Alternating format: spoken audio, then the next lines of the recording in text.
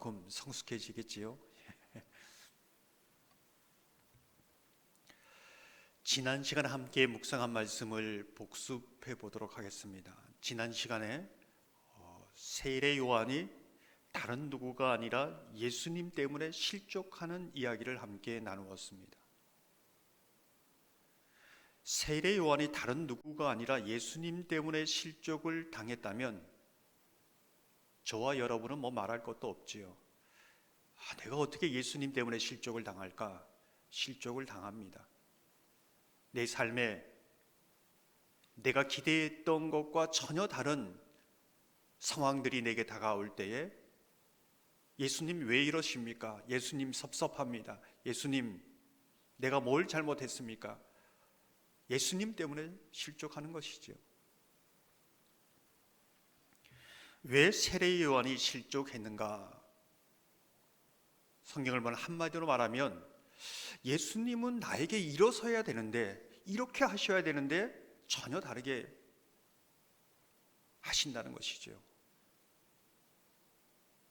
내가 생각했던 예수님이 아니라는 겁니다. 그래서 세례 요한은 제자들을 보내서 정말 내가 생각하는 그 예수님이 맞습니까?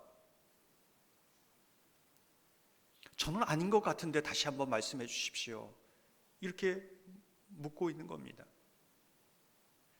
2절 3절을 보면 요한의 옥에서 그리스도께서 하신 일을 듣고 제자들을 보내어 예수께 여짜오되 오실 그이가 당신이오니이까 우리가 다른 일을 기다리오리이까.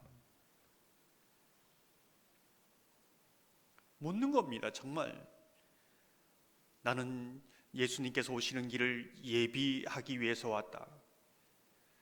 나는 물로 세례를 주지만 내 뒤에 오시는 분은 성령으로 세례를 줄 것이다. 그렇게 했던 세례 요한이 실족한 겁니다. 그러면 예수님께서 왜 세례 요한이 실족했는지, 그 세례 요한에 대해서 예수님은 무엇을 말씀하고 계신지 그것을 우리는 주목해서 보아야 합니다. 11장 7절 8절을 보면 이렇게 말씀합니다. 그들이 떠나며 예수께서 무리에게 요한에 대하여 말씀하시되 너희가 무엇을 보려고 광야에 나갔더냐? 바람에 흔들리는 갈대냐? 그러면 너희가 무엇을 보려고 나갔더냐? 부드러운 옷 입은 사람이냐? 부드러운 옷을 입은 사람들은 왕궁에 있느니라. 예수님이 계속적으로 말씀하시는 부분이 무엇입니까? 무엇을 보려고 나갔느냐? 무엇을 보려고 나갔느냐?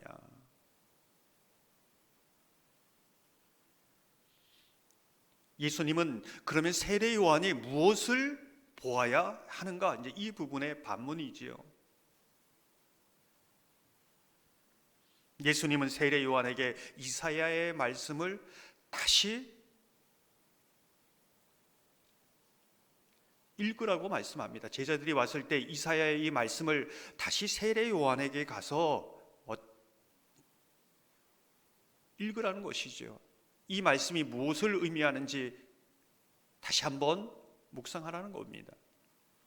4절 5절을 보면 예수께서 대답하여 이르시되 너희가 가서 듣고 보는 것을 요한에게 알리되 맹인이 보며 못 걷는 사람이 걸으며 나병 환자가 깨끗함을 받으며 못 듣는 자가 들으며 죽은 자가 살아나며 가난한 자에게 복음이 전파된다 하라. 세례 요한은 자기의 두 눈으로 맹인이 보는 것을 실제로 보게 되는 기적을 보았습니다. 와, 이거 완전 메시아다 이렇게 생각했겠지요. 근데 그게 아니라는 겁니다. 예수님은 세례 요한에게 그것이 목적이 아니라 영적인 맹인된 자들이 하늘나라의 비밀에 보게 되는 것, 그것을 보아야 한다. 현상을 아니라 현상 넘어 복음을 보는 것이죠. 그걸 다시 한번 봐야 된다. 세례 요한은 걷지 못하는 자가 걷는 기적을 보았습니다. 야, 이게 메시아다 아니라는 겁니다. 영적으로 걷지 못하는 자가 복음으로 인하여 다시 일어나고 뛰고 하나님의 복음을 전하는 그것을 보아야 된다. 이것을 말씀하고 있는 겁니다. 현상만 보고 있는 것이죠. 세례 요한은 나병 환자가 깨끗함을 받는 기적을 보았습니다. 야, 이건 정말 메시아다. 아니라는 겁니다. 예수님의 핵심된 목적은 영적 나병, 죄로 인해서 죽을 수밖에 없는 죄인을 죄에서 깨끗하게 하고 치료하고 낫게 하시는 하나님의 복음의 역사를 보아야 했다. 이제 이것을 세례 요한에게, 제자들에게 말씀하고 있는 겁니다. 현상만 보면은 실족할 수밖에 없다는 겁니다. 현상에 신앙의 목적을 두면 실족할 수밖에 없다는 거죠. 세례 요한은 못 듣는 자가 듣는 기적을 보았습니다. 정말 메시아가 아닌가. 그러나 예수님이 말씀하시는 본질적인 목적은 아닙니다. 하나님의 말씀에 들을 귀가 막힌 이들이 영적인 귀가 열려서 하나님의 복음이 들려지고 깨달아지는 것, 이게 하나님의 나라의 역사다. 이것을 보아야 된다 말씀하고 있는 것입니다. 세례 요한은 죽은 자가 살아나는 기적을 보았습니다. 이보다 메시아라는 것을 확신할 수 있는 그런 기적이 어디 있겠습니까? 그러나 그것을 보는 것이 아니라 현상 넘어 있는 것을 보아야 한다. 뭘까요? 죽은 영혼이 복음으로, 성령의 능력으로 소성되어서 하나님과 소통하고 하나님을 찬양하는 것을 보아라. 이렇게 말씀하고 있는 겁니다. 그것을 보아야 된다.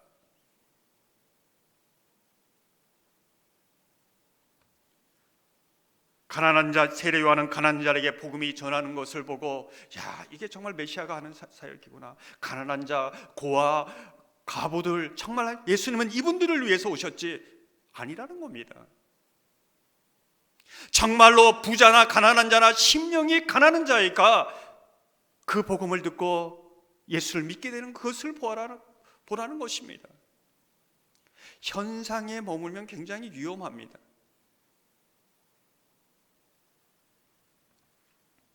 지난 새벽 기도에도 말씀드렸던 것처럼 인생의 문제를 가지고 예수님 앞에 나와 해결받는 것 정말 소중한 일이지요. 감사한 일입니다.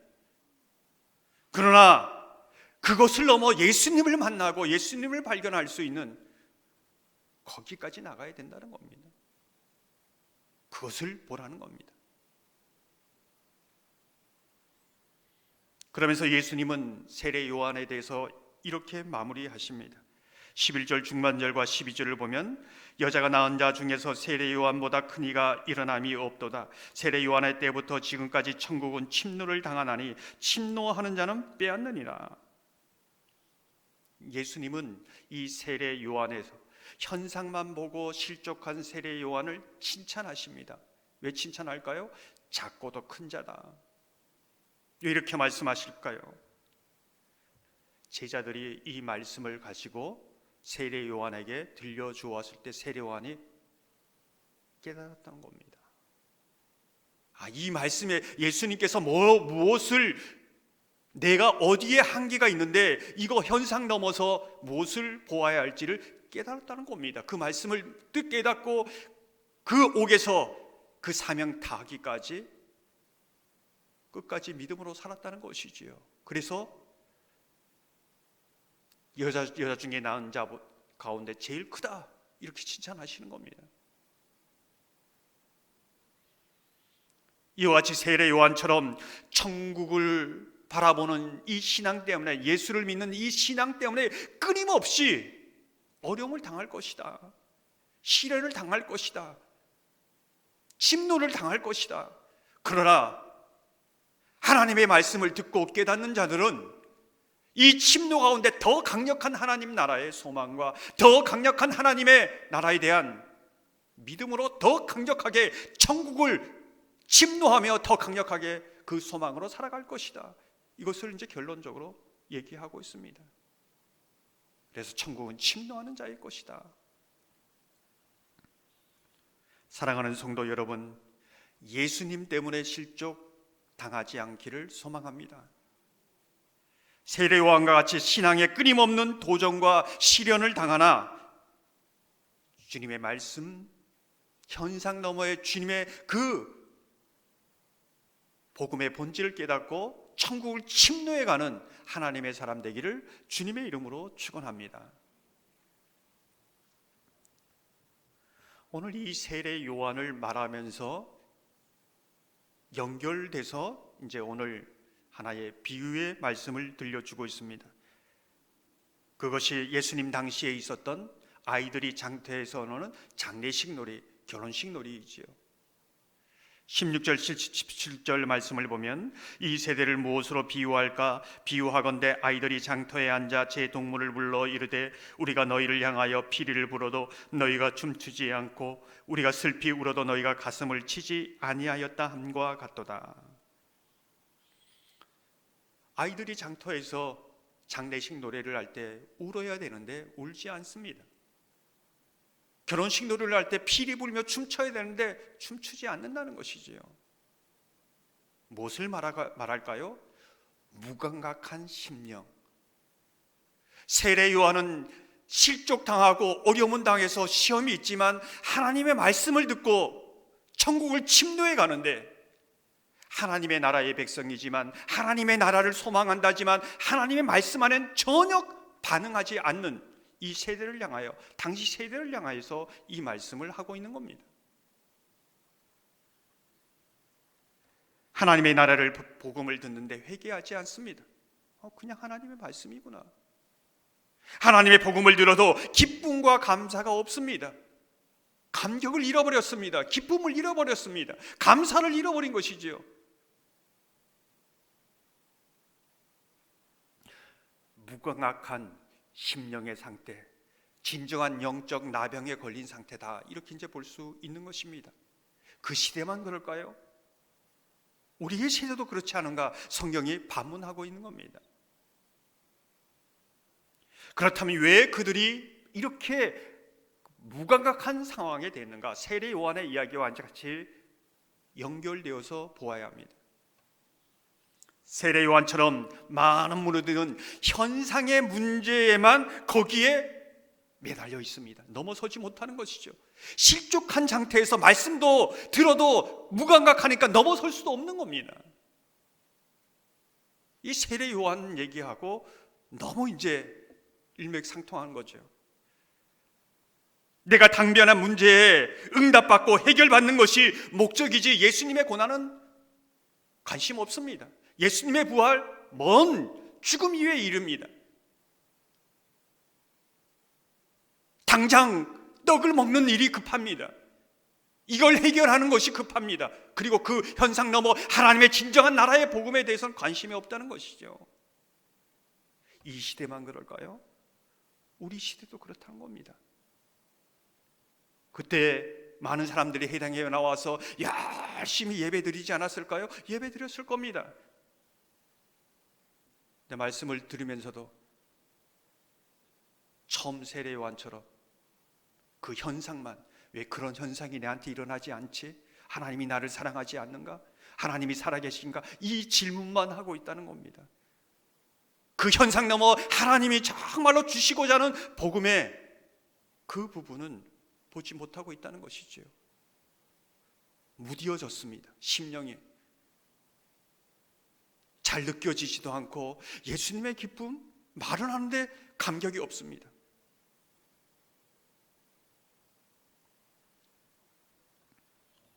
우린 15절에 귀 있는 자는 들을지어다 이렇게 말씀하신,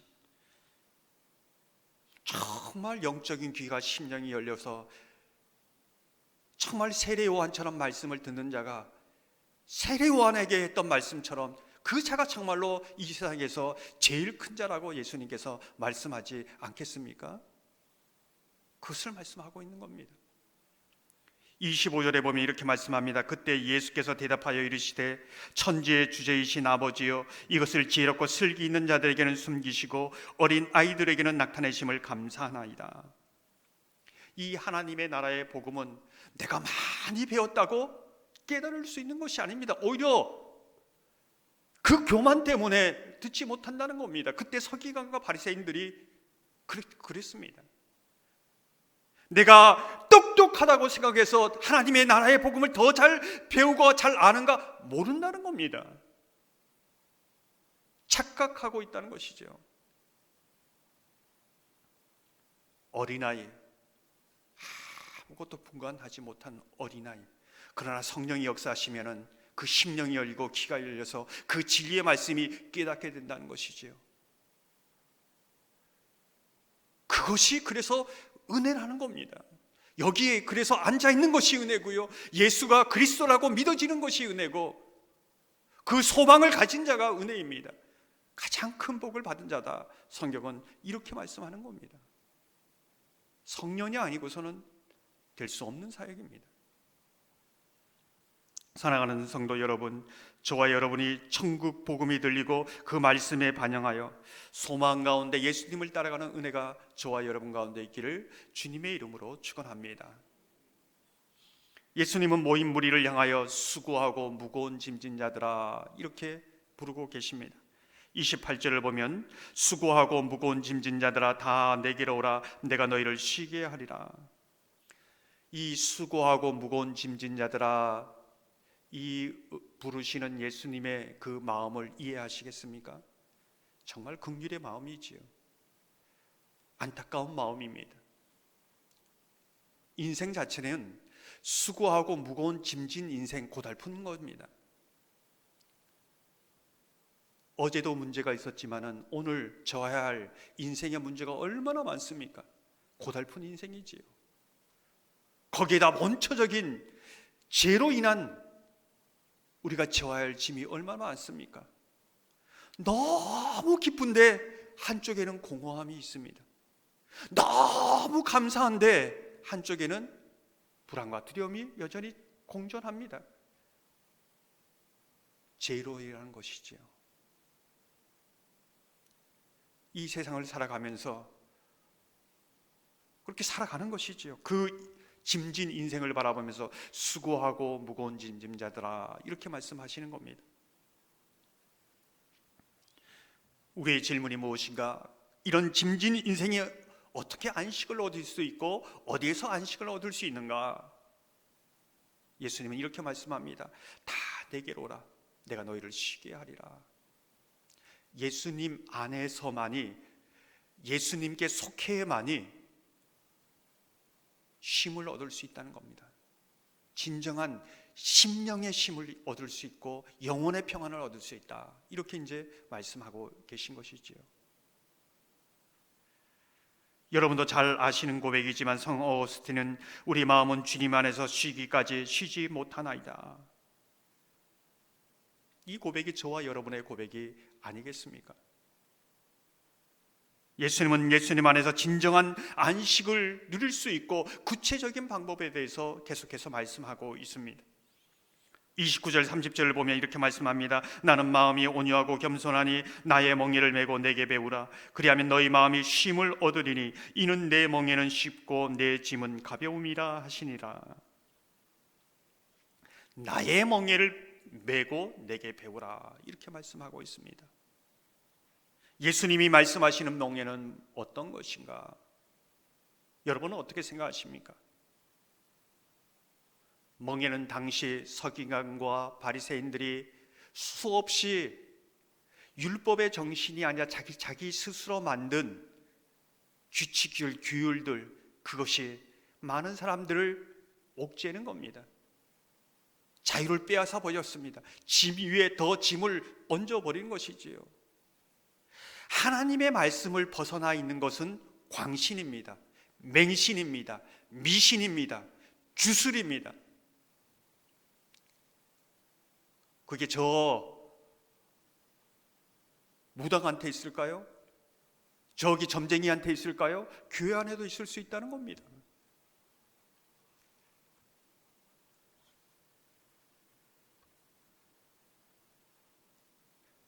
밖에 있는 많은 거기 미신들이 어떻게 합니까? 이사하는 날짜 하나까지, 사람 만나는 거 하나까지, 결혼하는 날짜까지 다 나를 잡아야 됩니다. 불안해서 안 됩니다. 사람을 두렵게 하고 거기 매이게 하는 것이지요. 근데 그것보다 더 무서운 것은 하나님의 말씀이라고 하는데 제대로 알지 못해서 이게 하나님의 말씀인지 교회가 만들어내는 그냥 전통인지 거기 안에서 매이면 이거는 뭐 해결할 방법이 없습니다. 너무 비슷해가지고.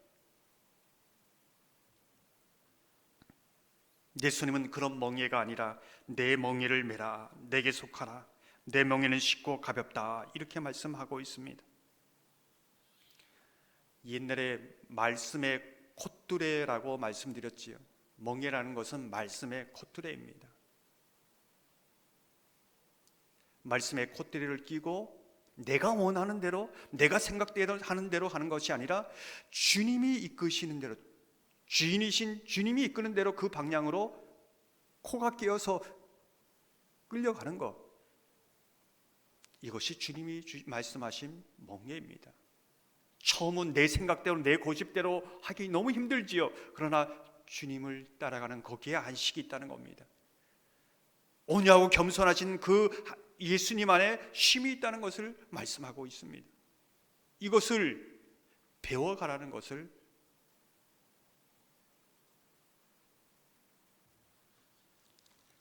사실 예전에 시골에서 그 밭을 가는 때 어미소하고 새끼소가 같이 갈지 않습니까? 그와 비슷합니다. 예수님과 함께 예수님이 주신 멍에를 지고 가는 것은 같이 가는데 그 짐은 누가 집니까? 이 새끼소가 가는 게 아니라 어미소가 다 이끄는 대로 그냥 같이 걸어가는 겁니다. 같이 걸어가는 것, 그것이 예수님의 멍에를 지는 겁니다. 근데 내가 원하는 대로, 내 고집대로 하려고 하면 어미소도 힘들고 자기도 힘든 것이죠. 시편 68편 19절을 보면 이렇게 말씀합니다. 날마다 우리 짐을 지시는 주 곧 우리의 구원이신 하나님을 찬송할지어다. 날마다 오늘 아침에도 눈을 뜨면 인생에 져야 할 짐이 너무 많습니다. 날마다 그 짐을 져주신다는 겁니다. 이 말씀을 보면 또 날마다 그 짐을 예수님께 옮겨드려야, 또 오늘 예수님과 함께 걸어가야 오늘 내가 안식을 얻을 수 있다는 것을 말해주고 있습니다. 그게 안식이라는 겁니다. 그래서 날마다 그 짐을 대신 져주시는 하나님과 함께 걸어가는 것, 이게 안식일 것이지요. 사랑하는 성도 여러분, 수고하고 무거운 인생을 살아가는 저와 여러분이 예수님의 멍에를 짐으로 예수님 안에서 진정한 안식을 누릴 수 있는 은혜가 있기를 소망합니다. 내게 주어진 멍에가 가볍고 쉬워서 행복한 짐이 되는 고백이 있기를 소망합니다. 그 멍에 때문에 예수님 곁에서 함께 걸을 수 있고 예수님께 갇히고 매인 것이 저와 여러분의 행복이 되시기를 주님의 이름으로 축원합니다. 함께 말씀을 생각하시면서